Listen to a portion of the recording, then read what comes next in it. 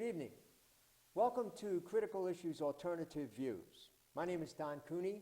I am the Vice Mayor of the City of Kalamazoo, and I am Associate Director of the Lewis Walker Institute of Race Relations at Western Michigan University and also a professor in the School of Social Work. And I'm here today with my cohort, Felix Brooks, who is the Director of Diversity and Inclusion and International Admissions at Kalamazoo Valley Community College. Correct. And also an adjunct professor at Western Michigan University. So Felix, I think we have a lot to talk about today. Oh yeah, we got a lot. How about if we start off with Super Tuesday? What happened on Super Tuesday? Well, Super Tuesday on both sides I think was real interesting. On the Republican side, a lot of pundits and establishment people were hoping that this would be the last stand for Donald Trump, because this was huge. Yeah. Because his closest pursuers, Rubio and Cruz, were hoping that they could make some serious inroads and stop Trump's momentum.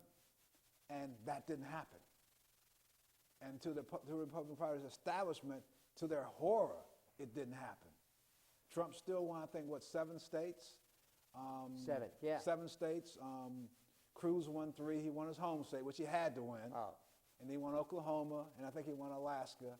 And Rubio finally won his first primary in the state of Minnesota. Right, right. And you and I both know that the establishment has really been behind the scenes working hard to make Rubio the candidate of choice, but he had yet to win anything. Anything, right.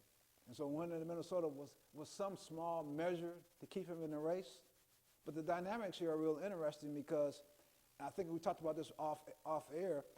No candidate that has won 3 of the first 4 primaries, which he won, Trump won in South Carolina, and then dominated on Super Tuesday the way he dominated, has not gone on to at least secure the nomination of his party.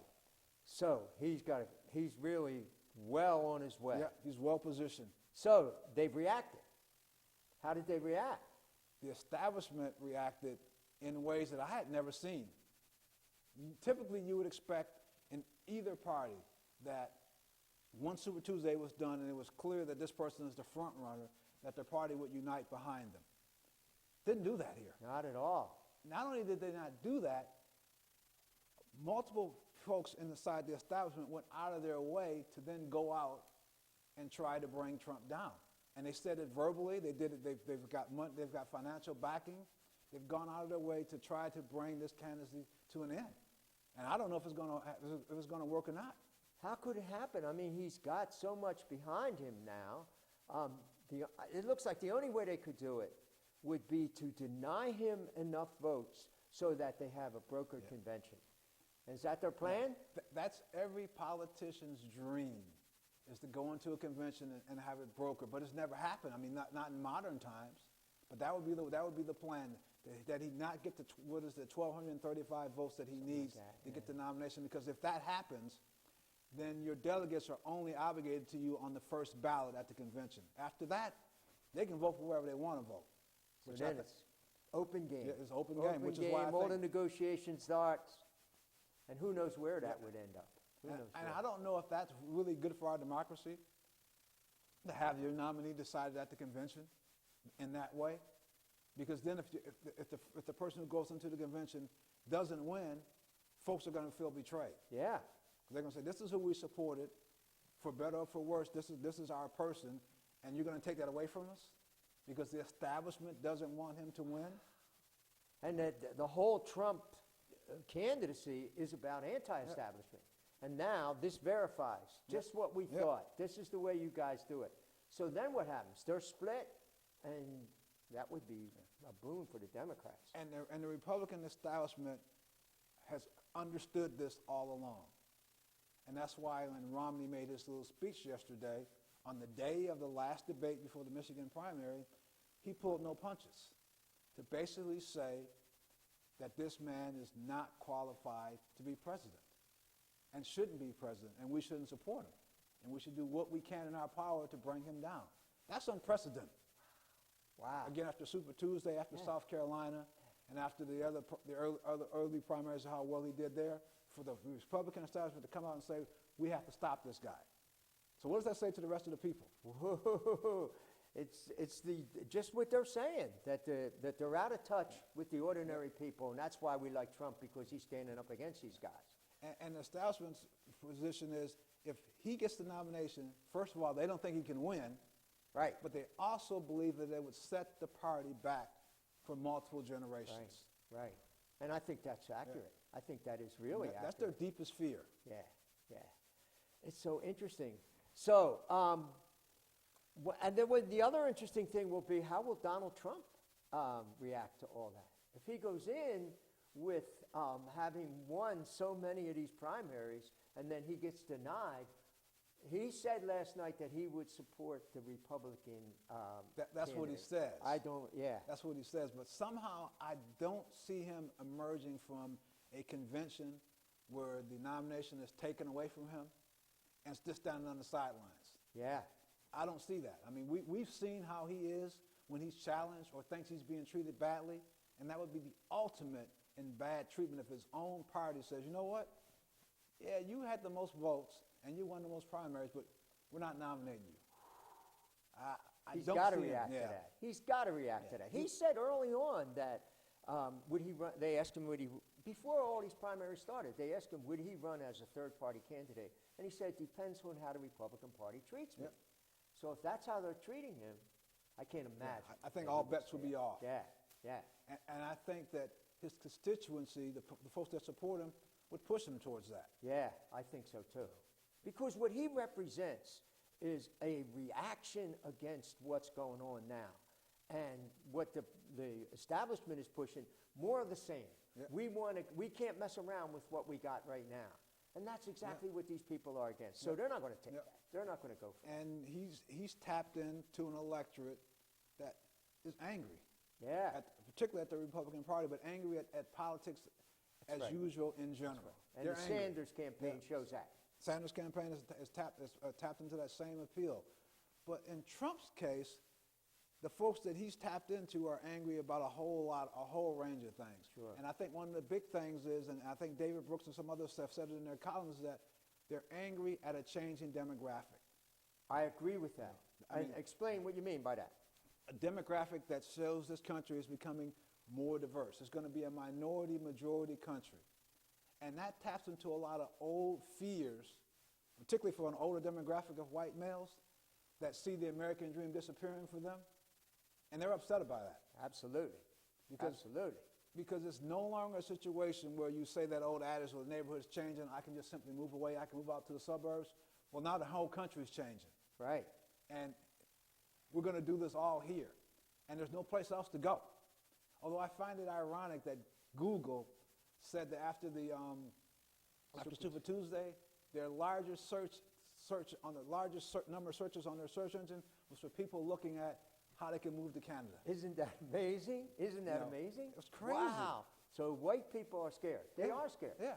Because, why would they be scared at how we treated minorities so well in this country all the time? Yeah, right. Yeah, it's really interesting because I remember I watched this movie called Apocalypto. And Apocalypto was about the destruction of South American society prior to the Spanish coming there. Mm-hmm. And when those Spanish ships arrive at the shore, you think, well, they come in and they're going to do a whole lot of damage to the society, but the society was already starting to implode because of its own paranoia. But I think one of my friends who's an American Indian said it best. He says that a lot of the fears that you see on the part of white males in this country are the same fears that my forefathers had when white men came here to these shores and started encroaching on Indian territory. Wow. And they came in with superior firepower, and we knew in our heart of hearts that we weren't going to be able to fight them off. Right. So everything was going to change. And there's a huge fear that everything's going to change. Nobody says that. Yeah. Nobody says that, but that's really the undercurrent that's going on. That's a huge undercurrent there. Right. So last night the Republicans debated in Detroit. What did you notice about that? You didn't watch it, I guess. No. But what did you, on the reports that you got? The reports that I read and some of the excerpts that I heard this morning was that most of what went on was still in the realm of personal attacks. Absolutely. I got a chance to watch most of it, then my stomach gave out, so I had to quit. But it was, mostly in the terms of... Because for Rubio and Cruz, these next 2 weeks and even the Republican Party establishment understands these next 2 weeks are critical Yeah. in terms of if they had any chance, any semblance of any chance at all to even catch up or slow his momentum, it'll have to be in this next set of primaries. For Rubio, he has to win his home state in Florida, which he's behind in the polls. Again, he's only won one primary election at all, and anybody else, with the exception of Kasich in this case, would have dropped out. Yeah. Kasich says, well, there's an Ohio primary coming up. I got a shot there. Yeah. If I win there, that can make me relevant to the race. I don't know what the polls are showing about Ohio. Do you? I I haven't seen any. Now, I haven't seen much of anything at all, but I would think that Kasich would be favored in his home state because he's popular there. He is. He's a governor. He was a congressman from there. So, yeah. He's been successful in helping turn around that economy there. Right. But again, I think that the strategy behind all this is to last as long as you can last and deny Trump the 1,200 plus votes he needs to get the nomination. And that way, you end up at a convention. And Kasich says, well, then I'll be the voice of reason. Because if you notice during these debates, he's been the one guy who stayed away from personal attacks. Right. He said that last night. Yeah. He said, I don't get into that. I just talk about issues. I'm not getting into that kind of fighting. Right. Because I think he understands, whether you agree with his politics or not, he understands at some point you got to govern the country. Right. You know, the campaign only lasts for so long. At some point, you got to govern the country. And when you get into the details of some of the plans that Cruz has, that Trump has, and Rubio has, they're nonsense on stilts. There's no sustainability for them. And I think they really confronted Trump last night on that issue. I mean, they were asking him about his economic plan, about how he was going to balance the budget, and then they would put up slides that showed the numbers don't add up, Tom. Yeah.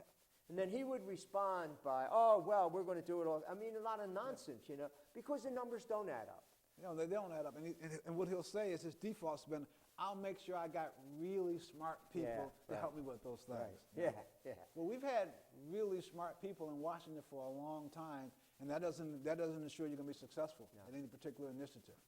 Particularly when you have a set of complex problems that we have in the United States, and the things that we definitely need to invest money in, like our infrastructure. Right. And those things cost money. And they're not getting any less expensive the longer that we've waited. That's right. And the other guys are no better. No. Rubio's economic plan, as Paul Krugman says in this morning's New York Times, is voodoo economics all over the place. He said that he's going to cut taxes. He's going to cut other programs, all kinds of programs, but he won't cut anything for people over 55. And with less money, he's going to balance the budget. It makes no sense. And he won't cut defense. Yeah. Which is our largest chunk of the metaphorical dollar. Yeah. I think, 70% of that goes to defense. And then when you throw in Social Security, Medicaid, and Medicare, you're up to about 95 cents. Yeah. So about 5% that goes into that discretionary spending, those cuts that people say we should just make those cuts. Well, that's only a small percentage of our budget. Right. No, it's not going to make the difference at all. I thought it was interesting last night that they were in Detroit, and there was a significant demonstration against the Republican Party outside the debate last night. I hadn't seen that in any other place. And what those people were saying was carried out in the debate, because here they were in Detroit, which is having enormous economic problems. And they didn't say anything serious about how to deal with their problem. Not at all. They talked about a little bit about schools of choice and all that stuff, but schools of choice, like that's the ultimate solution. Right. Detroit is a microcosm of what's going on in big cities all over the country, which is they've been neglected by the state and federal government for so long. They got infrastructure problems. They got pension problems. They got all these issues that have been building up for many, many years. Right. While at the same time, the federal government and state government have been cutting dollars. Absolutely. I mean, I was reading that article I gave you from the Michigan League for Public Policy. And they point out that the state has been run on a business model under the Snyder campaign administration. And what they've done is they've cut the taxes for big business 80%. And so there's less money out there. And so what they've done is cut the aid to the city. They haven't invested in the infrastructure in the city. Nope. They haven't invested in the schools. They haven't invested in the health. And the problems of the people have just been off the table. They're not on the table at all. And that all comes to fruition with Flint, That's which right. is a microcosm of what happens when you neglect a city's infrastructure, Right. you know, in the way that we've done, and don't fix things that need to be fixed, because these constituencies are largely poor and minority, and they don't support the party in power, so We don't care. so we don't count. care. They don't count. Yeah. I just want to read a little section. This is from the Michigan League for Public Policy. This is a little white paper they put out on Flint. And it says, a blueprint for disaster. Flint's crisis, state government's challenges, and the policy solutions to both. So here's what they say. We all need water to survive, and for many of us, it is easy to take water for granted. That's not the case everywhere, however. Here's what we know about Flint. Flint's residents were poisoned by their drinking water. The devastating effects will last for generations. It was 100% preventable, and it is largely due to a failure of a state and federal government. Both personally and professionally, we are deeply concerned why this has happened and what we can do. So we know that there were choices made in Flint, and at every stage of those choices, the choices were about saving money over the welfare of the people. And that's been normal. That just brought... Especially when the disproportionate impact of those decisions fall on the shoulders of poor and disenfranchised folks. That's right. Exactly. Those people don't count. Yep. So, I mean, you can look at Flint, you can look at Detroit schools. I mean, unbelievable conditions in those schools. We would never tolerate that in a white suburb. No, never. But because it's happening to poor people who are African American, they don't count. And we just let that go. And I think they spent about a total of 7 minutes in the debate talking about the Flint water crisis, but the vast majority of it was to support Governor Snyder. Right, exactly. And what he's done. Not to hold him accountable for what, they talk about they praise him for what he's done after the cat's out of the bag, but not on the events that led up to the disaster in the first place. Senator Rubio said, the Democrats are terrible for trying to politicize this. Trying to politicize this? This is an issue that we have to be concerned about. And he put the blame on the federal government, the EPA, and all that, whereas Snyder had, he was just an innocent guy. And I find it interesting because he accused the Democrats of trying to politicize this issue, but he doesn't see the same thing with the mass shooting in San Bernardino, where the first thing the Republicans did was politicize the issue and blame President Obama for not keeping us safe. Exactly. Well, there are far more people injured by what happened in Flint than what happened in San Bernardino. No comparison. That are going to be injured for lives. For lives. And with consequences that we don't know. Yes, there was death in San Bernardino, and that's regrettable, but we know that. Certainly. But there are also mass shootings in this country that happen every day, including one that we had happen here recently. But this stuff that happened in Flint is going to be devastating, and the results that we're not going to see in these kids for many, many generations. Yeah, I mean, the neglect here, and nothing would have happened here unless it was brought to light. No. Unless there was a spotlight thrown on that, and then they were forced to act. But they're in a tough spot. How do they react? Yep. And what do they do?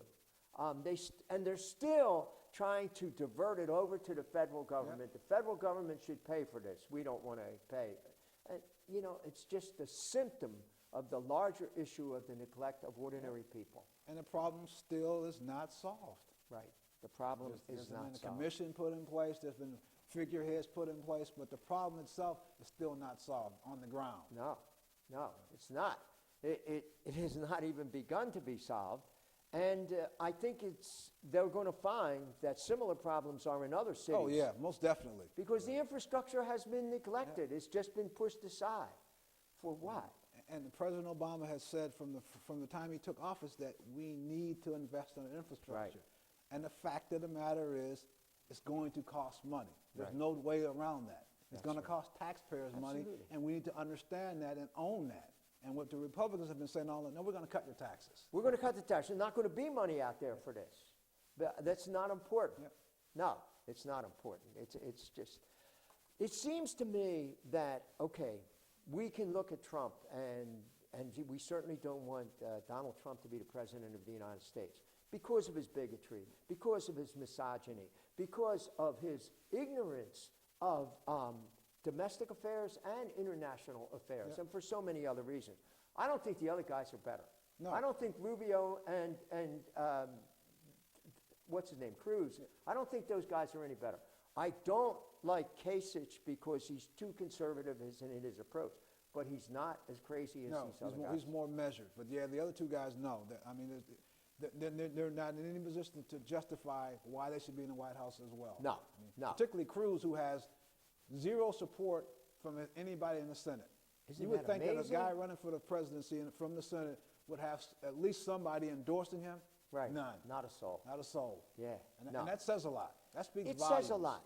It says a lot because, I mean, when you watch them and read what they say, what they're saying is, we're going to do the current economic model, only we're going to do it better. Yeah. And it's the same thing that we've been hearing since Reagan.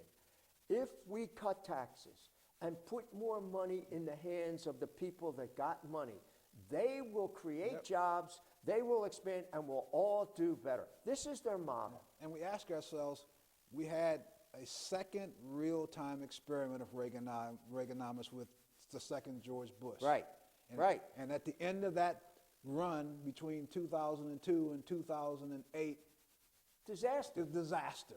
Completely ruined the economy. Yeah, no question about it. It just drove it down.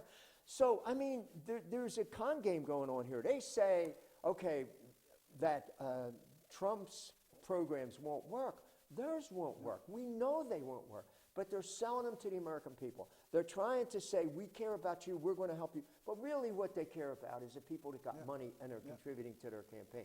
And that's the one thing that Trump says that resonates, that Yeah, I'm not taking any of that money. that does. These resonate. other guys, they're all bought and paid for. Right, right. I don't have to be beholden to those constituencies. Doesn't mean he's going to govern any better. No. But that part of what his argument makes Got sense. it right, right.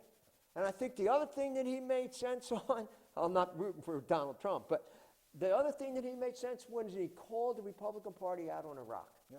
Going into Iraq, the greatest foreign policy disaster maybe in American history, which we're still paying for Yeah. enormously. None of those other guys want to admit that. And they're tone deaf to that, much in the same way they were about the Flint water crisis. Right. It's as if that was no big deal. Right, right.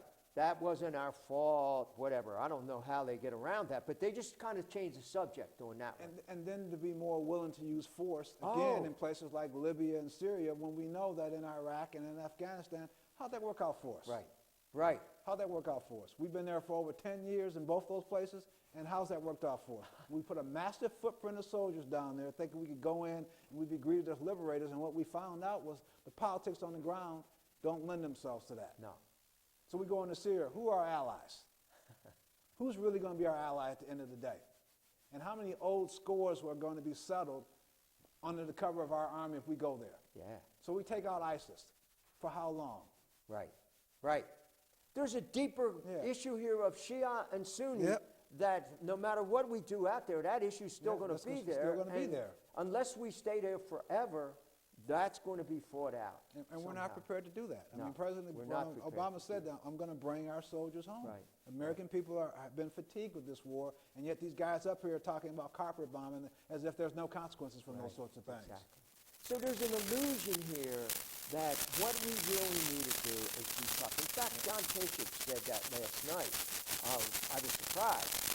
He said, we have to do what we did in Iraq. Go in there with a massive force in Syria, in Iraq, in Libya, and just do what we did in Iraq. Well, how, as you say, how's that worked out for us?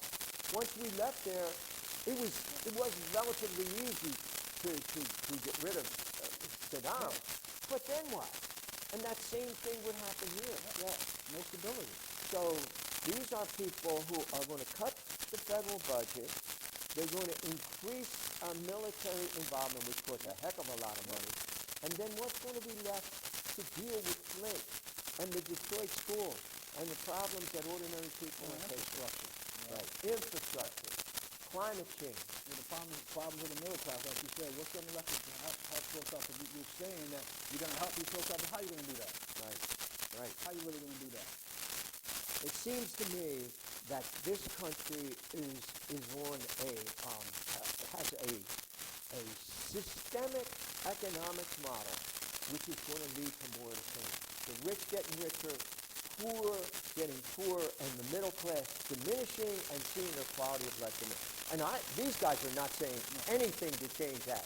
Nothing. It's interesting because I watched a YouTube video yesterday on a video out of Harvard about the perception that Americans have of the distribution of wealth in our country. Right, right. And what the reality really is. I've seen that video. It's excellent.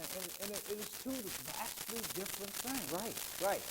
How do you have 1% of the country, the very, very rich, control more wealth than the bottom 40%?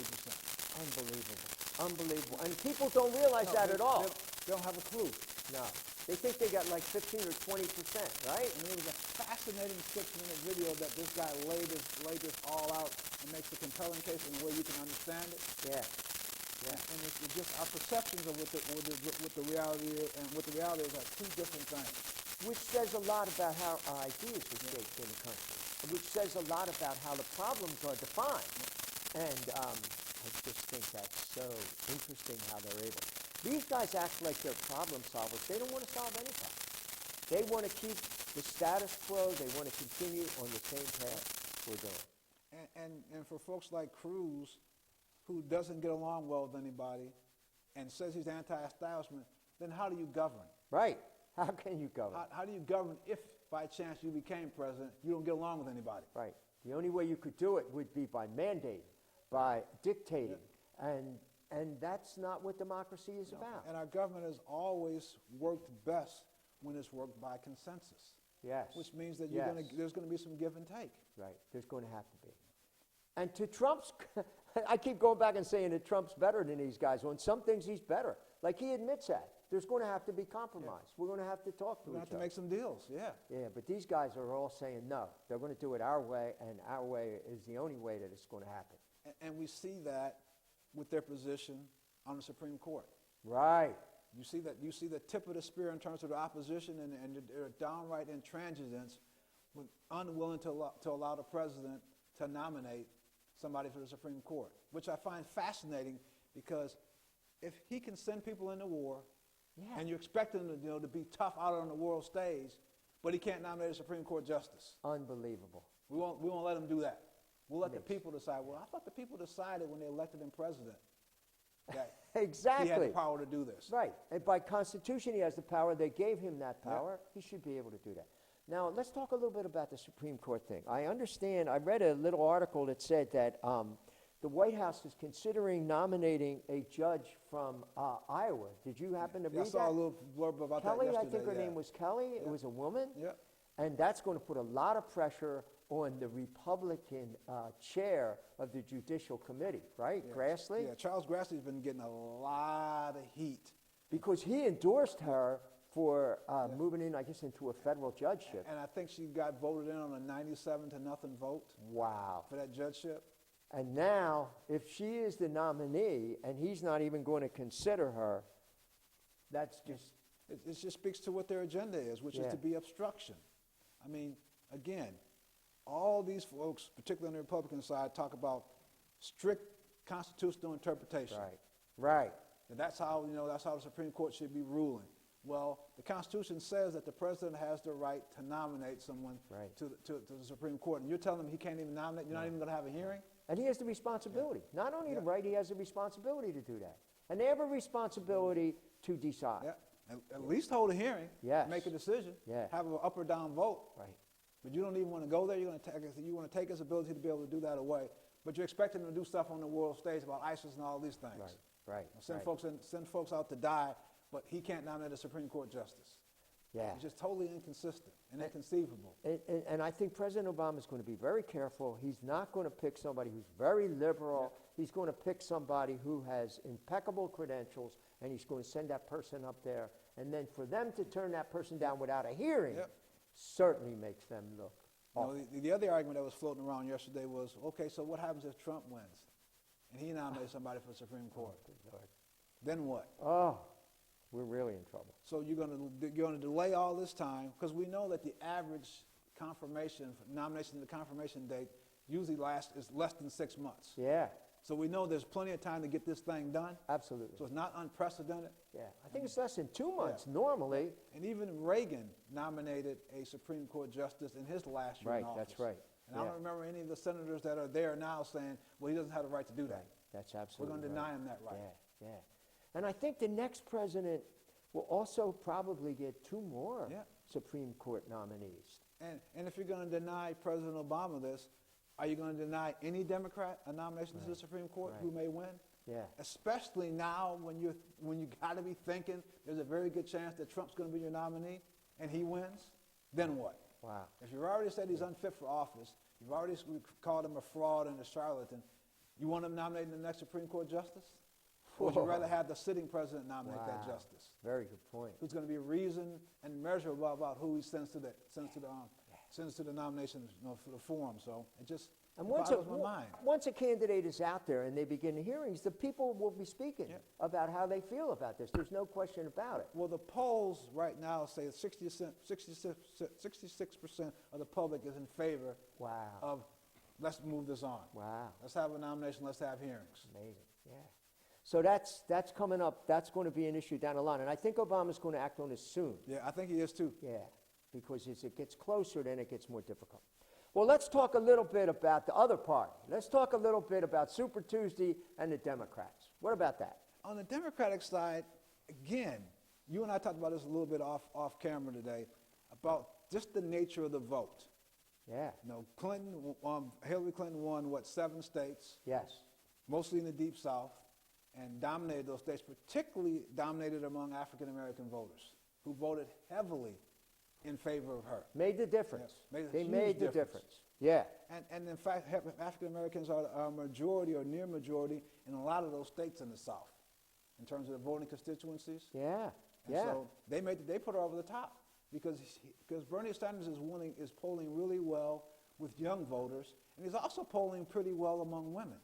Yeah. Which we know when you do the drill down and look at voting behavior, that was not expected for Hillary Clinton. She was expected to be able to dominate the women's vote, and it hasn't been that way. Right. It has And not I think been that way. Sanders eventually won, 4 states that night as well? Yes, he won 4, and he got like almost 48% of the vote in Massachusetts. He lost Massachusetts, but he got almost 48% of the vote. But it gave him enough to stay in the race. That's right. That's right. And he's got enough money to keep on going, too. And there's still, 34, 35 states left in the election, in the primary season. So Yeah. I think he'll be in it for a while as well. Right, right. So the cakewalk, and not necessarily Hillary Clinton said, but the press said when they anointed her as the front runner, hasn't turned out that way. And I don't think that's a bad thing. I don't either. Not at all. I think it's a good thing in our democracy, because now you got to run. Absolutely. And I think that Bernie Sanders has done a great service to the country. The issues that he's raised, the issues that he brings to the floor in those debates are issues that the country should be talking about. And he's very articulate about those issues. He's very articulate. Particularly when it comes to inequality. Yes. You know. That's the main thing, right. I wanted to ask you, though, about how come African Americans in the South went so much for Hillary? I just think that there is a special appeal for the Clintons. They've also voted heavily for Bill Clinton. Yes. You know, in fact, one of the jokes in the African American community for a long time was that Bill Clinton was actually the first black president. I've heard that, yeah. And I think there's an affinity and an affection for the Clintons in that respect. And I think that carried over into this election, and I think the African American community still has a difficult time relating to a guy like Bernie Sanders. And I don't know if it's his inability to connect with that constituency or just these old loyalties. There may be a mixture of both those things at work here. But yeah, you saw the primary votes in South Carolina. I think it was 95% of the African American vote went for Hillary Clinton. Yeah. What's interesting is that all that you're talking about is very interesting. The other thing that's interesting is that a number of African American intellectuals, a number of African American activists have come out for Bernie. Yeah. So there's a split there. Yeah. And that just speaks to the issue that even among African Americans, there's not a monolithic voting bloc.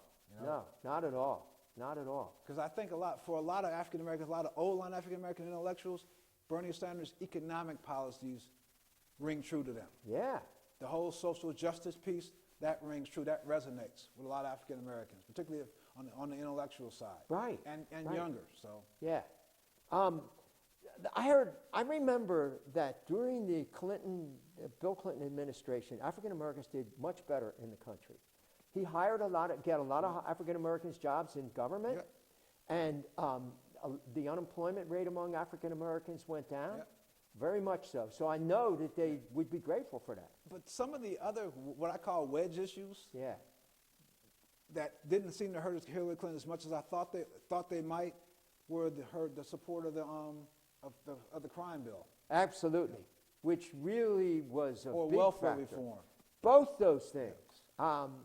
The crime bill really was an accelerator for increasing the tremendous number of people in the prison Yep. population, mostly African Americans. Yeah, And I think a lot of intellectuals on the African American side that still resonates with them. absolutely. That Yeah, the wheels for this were set in motion during your husband's administration. absolutely. And in fact, she had to meet with some heckling at one of her last rallies from Yeah. Black Lives Matter, because they also confronted her on this whole mass incarceration thing and saying I'm not a super predator. Right. In fact, right, Charles right. Blow wrote a column about that. Yeah, About yeah. that particular incident that happened there. Yeah, the sign, I think, quoted her as saying, "We need to bring these people to heel," Yep. as if they're subhuman, as Yeah. if they're dogs or Yep. something else. Yep. Yeah. So that element there does exist. Right. Now, I was very active at the time of the welfare reform bill in 1996. And really what happened there, I know this issue very well, because what happened there was it was clear that the welfare system was not working right. So he appointed a group of people. There was a guy from Harvard, and there was a woman named Mary Jo Bain, who was the director of welfare programs in the state of New York. He said, go out and do a study and come back to me with what are the best things that we can do about welfare reform. They came back and said, well, if you want to do welfare reform, the issue is not welfare, it's poverty. So what we have to do is, first of all, you're talking mostly about single women and mothers. So the first thing we have to do is these people have to have jobs. And if they're going to have jobs, they have to have training. Yep, and education. And education. And they have to have transportation. And they have to have daycare. They have to have daycare. And if there's not enough jobs out there in the private sector, then we're going to have to create them in the public sector. So they brought that report back to Clinton. But on the other side, there was all this talk about these people, they needed incentives, we needed to take a stick to them, we need to force them into the workplace. And that was the bill that was on the table. Twice we had stopped that bill from getting passed. And at the third time, Clinton was up for election, and he was ahead by 20 points in the polls. It was August, and he was ahead by 20 points. But his managers told him, look, they're going to bring this up to you during the general election in the debates, and also you better do something about it. So he turned away from that, and he put in place a welfare bill which was clearly punitive and has had terrible effects for people. And I remember Marion Wright Edelman from the Children's Defense Fund outraged at that. But that doesn't seem to carry into this election. No, I think sometimes it's hard to break old loyalties. Yeah. I think that's right. And I think another thing is that the Clintons have been very supportive of black candidates in the South and helped a lot of them get into office. And they're loyal. They're following up, and their constituents are supporting them. I think that's another piece of it, too. And I think Hillary Clinton's involvement in the children's health care program also played big there. That's right, yeah. In the South, and her involvement in the civil rights also played big. Yeah. That's what she cut her teeth on, was her involvement in the civil rights movement as a young lawyer. Right, And right. people in the South, particularly African Americans, have long memories for those sorts of things. So they'll forgive you for some of your fumbles and some of your mistakes. But if you're involved in that kind of work there, you're going to have somebody that's going to support you for life. Right. And Bernie was involved in the civil rights movement, strongly.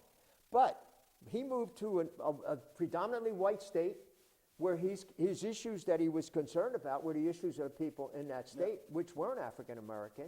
So he doesn't have that extensive history that the Clintons have So had. that connection, and that's what I think happened. So that connection's not there. Yeah, You know, Where Hillary is from the South.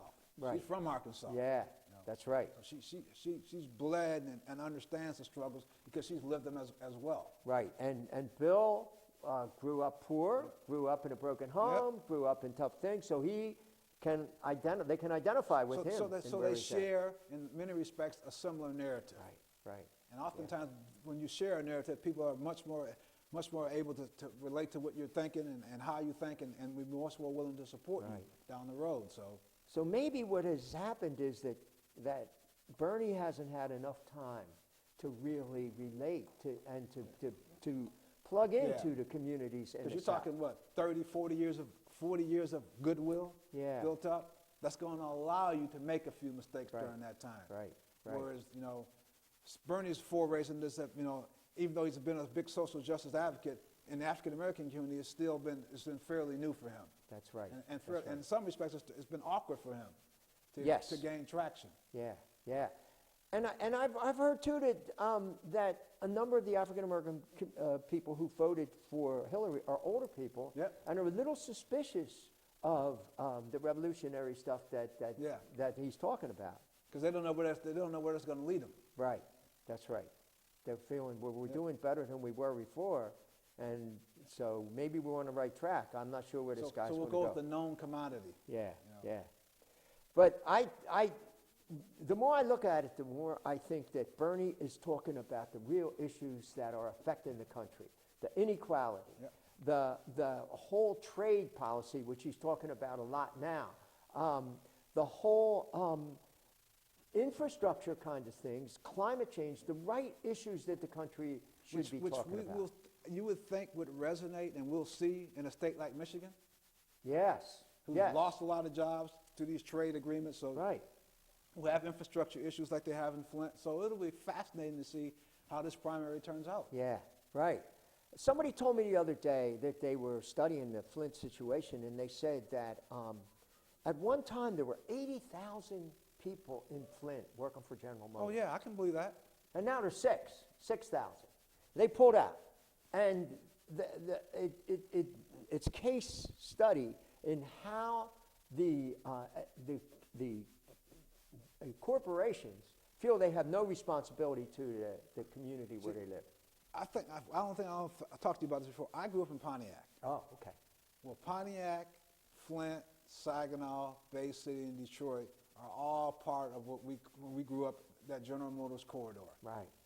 So that corridor provided jobs and a ticket to the middle class for many families, particularly in the African American community. Right. In fact, the vast majority of folks in my family, with the exception of my parents, all work for General Motors. Wow. And so that's how we were able to attain some level of status in the middle class by those incomes from those jobs. Yeah. Well, after the late 70s, early 80s, those jobs started to go away.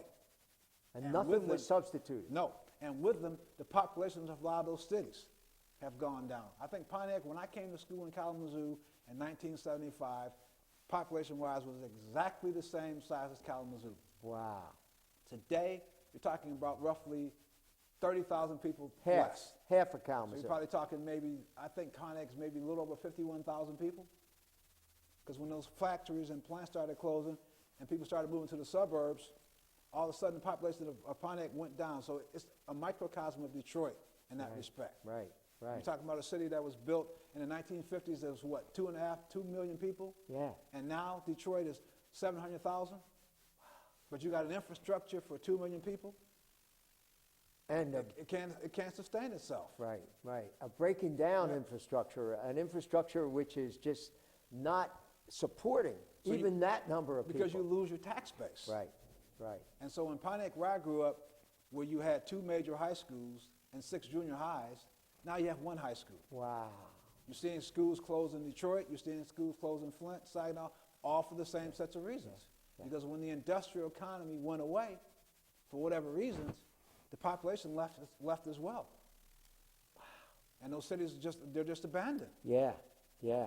And Benton Harbor, similar, all these cities like that. Yeah. All those cities that had one or 2 major industrial captains as their city leaders, when those captains go away, you're left there. Right, right. Especially when you're talking about factory jobs where the Yeah. only skill set that was required was a high school diploma. Yes, right, right. So we got a flawed model here. And there was another thing going on at that time, that unions were strong. Yeah, very Unions strong. were strong. But now with the increased different technology and with the globalization and the trade, which has made it much easier for them to go abroad, then people are defensive. And the game has changed. And I can tell you personal stories from my friends who were making roughly 80 grand a year working in a factory, Yeah, to that factory closing with only a high school diploma, to going back to a lifestyle where you're only making $10 an hour now. oh, Because you're not qualified to do anything else. Right, So you right. can imagine being in a factory for 20 years, not old enough to retire, but you're making good money. You're in the middle class, you're able to send your kids to college, and all of a sudden that goes away. And you've been 20 years out of school, you have no education, no other skill sets to do except for what you were doing. Your standard of living goes right down. So the question then for me becomes, what's the responsibility of the government in that kind of a situation? Do we just say, let that happen, this is necessary because we have to grow the economy, that's what really counts is to grow the economy, but we can't really do anything for you because that will hurt the growth of the economy. Because we've yet to adopt this philosophy, and I think Bernie's talking about this, that says we're all in this together. Yeah, exactly, exactly. The philosophy, particularly on the Republican side, is no, that's just your problem. Yeah. Those problems aren't our problems. That's right. It's individualism. It's all about me, and maybe my family, Yep. but the others, we don't care about them. Which lets you, I mean, when you look at the disparity of wealth in this country, since the 1970s, it's gone exponentially higher and higher to people at the top of the Absolutely, wealth bracket. absolutely. There's no question about it. Yeah, and that model continues, and that's the model which is being sold to the American people, and Bernie's called them on that. And historically, wherever that's happened, that's been a recipe for disaster. Yeah, I mean, Thomas Piketty talks about it in his book, Yes, Capital. yes. He looks at all these societies. He says, wherever that's happened in a sustained way in any society, what that's led to in the long run is an upheaval in that society. right. Because it's not sustainable. It's not sustainable, and you wonder about how come there's not more violence here. Yep. We see violence, Yep. but it's not the organized violence of that.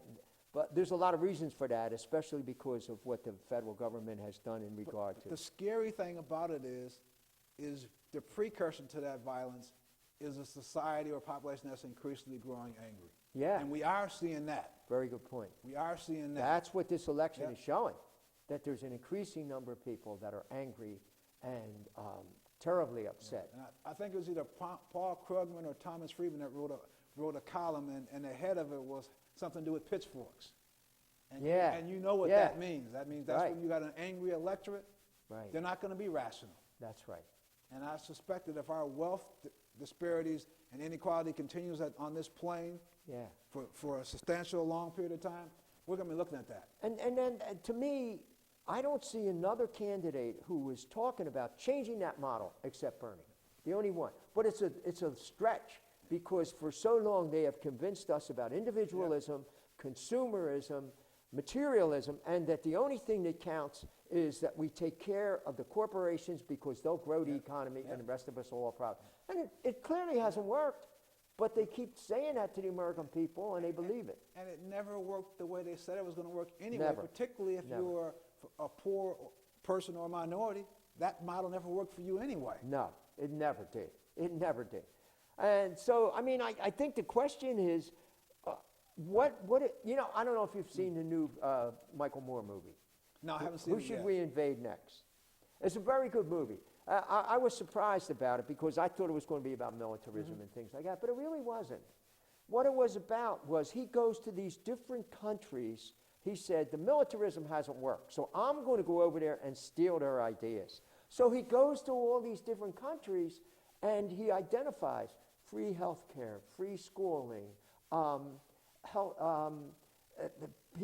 kids in school getting decent lunches, beautiful schools, laws in Norway about every school has to be equal to the other school in terms of resources. And he says, I'm going to steal all this back to this country. Bring it back here. Because it was funny, I saw a snippet from there where he was interviewing this couple, and he was asking them to talk to him about all the student loan debt they had accumulated. And they were like, what's student we don't loan pay any. debt? We don't pay. In fact, they had people from here going over there to school, and they don't pay any tuition either, And the message was that the function of those governments was to take care of their people. Because in a place like Norway, where there are high taxes, but there are all social services. Exactly. Everything's paid for. Right. And I've said this to a lot of my friends before, and you don't see any anarchy over there. No. Yeah, they're paying high taxes, but there is an actual, real social safety net. That's right. Everybody's educated. Everybody gets a chance to go to school. Because everybody counts. The basic thing is, what is the worth of the human person, and what is our response to that worth? Do we just say they're on their own, or do we say, hey, we have to put in place the resources that people need to lead a fully human life? It's a collective way That's of thinking about things. It's a collective way. And that goes so contrary to our American creed, which is this whole notion of rugged individualism. Right. You know, you hear people like Donald Trump talking about that, but he doesn't tell people that he started off with a trust fund from his father. Yeah. So it's really hard to not be able to pull yourself up by your own bootstraps when dad lays down a couple $1 million and says, here, take this. Go make something out of yourself. That would change the whole game, wouldn't it? Yeah. And geez, you see it and I see it. These kids coming out of school now with impossible debts from going to school. Whereas what used to be the case, I know when I went to get my doctorate, I mean, I ended up going to one of the best schools in the country and getting my doctorate there and owing $2,000. Because the country said it is an investment for you to get an education, and we expect you to give back to the country.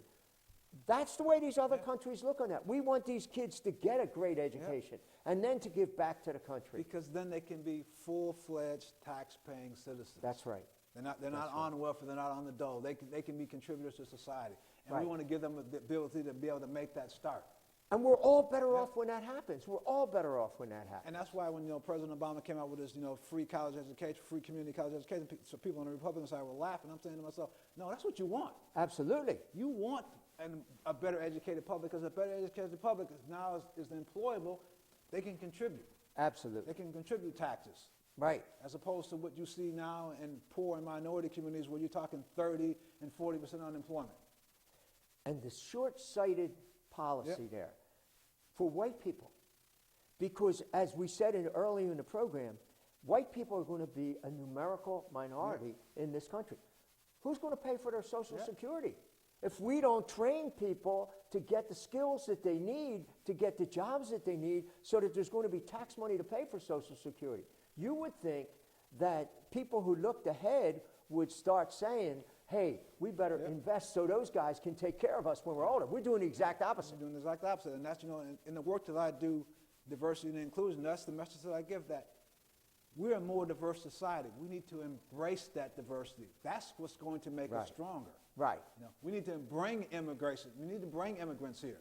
We're an immigrant society. Yeah, we come from diverse areas of the world, and we don't look the same. We're not the same color, but that's what adds to the actual richness. Absolutely. That's what's going to make us thrive as a country, not building walls and closing up our borders and kicking people out. No. That's not going to work. It doesn't work. It doesn't work at all. We have to look on people as assets. And we're better off as a people when everybody is doing well. And we always have been when everybody's doing well. Right. And that's one of the things about Michael Moore's movie. In the end, they all say to him, but that's what you guys were about here in the country. This is what you guys told us, How that ironic. all people created equal. unalienable rights, life, liberty, and the pursuit of happiness. That's what we thought you guys were about. And we borrowed the best of what you guys are doing. Yeah. And now we come to find out you're not doing that anymore? They were shocked when Yeah. they hear about what Yeah. we're doing over there. Wow, yeah. And they're shocked at our politics now. Right. Our politics are sickening, right, to these people. Yeah, I got to keep wondering what people abroad are thinking about the debates. I listen to the BBC News every morning before NPR comes on. Okay. And so you get a feel for, they've been interviewing folks from around the world about what they think about what's going on in American politics. And What are they're they shocked. saying? They're shocked. They're shocked. They're like, Donald Trump? Who is this Trump guy, you know? and some of the things that he said, and that they Right. think they're surprised that Americans would actually think about nominating this person to be president. Boy, oh boy, oh boy. And the lack of civility. I mean, the whole lack of civility. You can fight with people on issues, but to treat people like they treat each other is just unacceptable. And what message does that give to young people in the country? And the other thing they're shocked by is how long our political campaigns take place. Oh, that is crazy. That is crazy. Nowhere else in the world, even democracies, do they take this much time to decide who their leaders are going to be. Right. So it's a never-ending cycle now. So when you have it go that long, you have to have a lot of money. Yeah, a lot of Because money. you got to put a lot of money into media, you have to put money into staff, and it goes all that time. And so that excludes anybody who can't put up that kind of money. Right. Yeah, and that's what we're seeing. Yeah, right. So, okay, we got about 2 minutes left here. What do you see going forward? Where are we going? On the Republican side, I'd love to tell you I predict that Trump's going to be the nominee, and everything is shaping up to be that way. But I would not be surprised at all if he doesn't get the 1,200 votes. Wow. And that would be unprecedented. That would be unprecedented. And then goes to the convention, and it's chaotic. Yeah. And nobody knows what's going to happen then. And then what happens after that as the party becomes split? Yep. And Yeah. that's the Republicans' worst nightmare right now. Right. Is that if we elect this person, if he becomes our standard bearer, that is going to cost us generationally. Wow. We're not going to be able to win an election in November. So what are the key states? Michigan is important. Michigan's important. Ohio is important. Ohio. Pennsylvania is important. Right. Those are all, because those are states that, how those states go, so goes the electorate. Right. How about Often. Florida? Florida's huge too, but Yeah. Rubio's behind in his home state. Unbelievable. And I think that will be his last stand. Yeah. If he can't win in his home state, No, he'll have no he's justification for staying Yeah. in the race. Although he constantly assures people that he will be the nominee. Right, right. Okay, they're giving us the signal. We got to quit now. Felix, thanks so much for your insights. I think that's great. And it's exciting, and it's dynamic, and people have to be a part of this. They can't be just watching. Not on the Democracy, sidelines. not a spectator This is sport. not an election for people to sit out. Right, exactly. So we want to thank you so much for your insights, and we want to thank you so much for watching us. We'll be back again shortly with another issue of Critical Issues, Alternative Views. Thanks for being with us.